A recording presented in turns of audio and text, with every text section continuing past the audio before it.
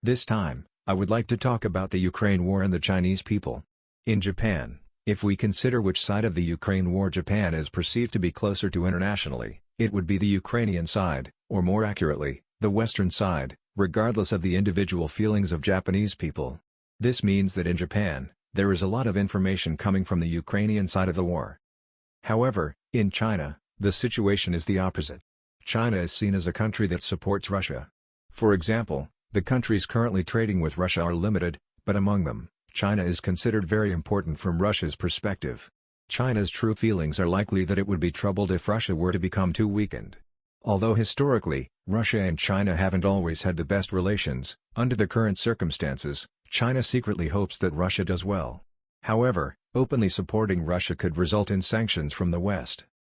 Even now, China continues to trade heavily with Western countries, although it is facing increasing restrictions in certain fields.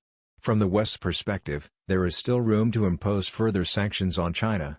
As a result, China does not overtly support Russia's military efforts, and the Chinese government does not officially encourage its citizens to join the fight on Russia's side. However, in reality, there are Chinese nationals who have joined the Russian military as volunteers. These Chinese volunteers have been sharing information on social media, which provides insight into the current situation in Russia. In Japan, there are also people who have joined the fight, but they tend to side with Ukraine. In contrast, Chinese volunteers are joining the Russian side. There was an article published on August 19 about the death of two Chinese nationals. These two had just enlisted in June this year, and after a month and a half of training, they were assigned to a foreign unit and eventually died in battle. This article mentioned the existence of units made up of foreign nationals. Those who are knowledgeable about military matters might already know this, but I think this information hasn't been widely reported in Japan. Joining the Russian military does not necessarily mean being assigned to an official Russian military unit. When foreigners participate in the fighting, there are a few patterns. For example, there was the Wagner Group, which was not an official military unit but rather a mercenary group, and they recruited soldiers. Then there is a unit called Storm Z, which is made up of convicts who are sent to the most dangerous front lines as assault troops. Another option is to join the International Volunteer Unit under the command of the official Russian military. There are also technical units for specialists like doctors or drone operators. It seems that Chinese volunteers are often assigned to the International Volunteer Unit, which consists of people from various countries, mainly from economically disadvantaged nations. The main motivation for these volunteers is financial. According to Chinese articles, they are guaranteed a contract payment of 300,000 rubles, and their monthly salary is 200,000 rubles. I'm not sure how much that is worth, but that's what the articles say. Additionally, if they die in battle, their families receive a death benefit of 5 million rubles, which is about 800,000 yen in Japanese currency at the current exchange rate.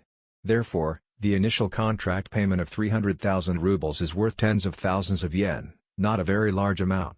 This suggests that it's unlikely that Japanese people would join for the money, as they could earn more safely working part-time in Japan. It seems that most participants come from countries with more challenging economic conditions. It's said that the Russian military has a tradition of accepting foreign soldiers. This is based on my reading of a few articles, so if anyone with more military expertise has corrections or additional insights, I'd love to hear them. The Russian military is known to hire people who don't speak much Russian, and given Russia's long borders and history of conflicts, it's understandable that they've hired foreign soldiers before. These foreign soldiers are usually sent to the front lines, which is also the case today. So, when Chinese volunteers join the fight, it typically means they will be sent to the front lines. In another story, two Chinese nationals who had previously fought in Myanmar entered Russia on tourist visas and then joined the war as volunteers. They were assigned to a foreign unit mostly made up of Nepalese. One of these Chinese men wasn't particularly poor but was relatively well off, though not wealthy. This individual participated in the fight not only to fight but also to share information.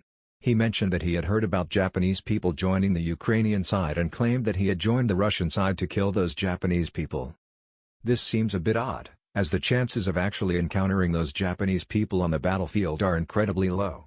This behavior is similar to those who commit acts of vandalism at Yasukuni Shrine in Japan and then return to China to be celebrated as heroes. By doing such things, they gain fame in Chinese society, and because China has a large population, becoming famous online can be very lucrative. These people should be caught before they return home and severely fined. Returning to the story, This man invited his former comrade to join him in Russia, but this comrade was killed by Ukrainian forces. The man who invited him was also injured but survived and brought back the deceased man's belongings, confirming his death. Once someone has joined as a volunteer, it seems that they cannot easily leave the battlefield. Those who join to make quick money now find themselves in a hellish situation. For example, earlier this year, it was reported that 40 Indians joined the Russian side, and 7 of them wanted to return home. Usually, such requests are not granted, but after a top-level meeting between India and Russia, these Indians were allowed to return.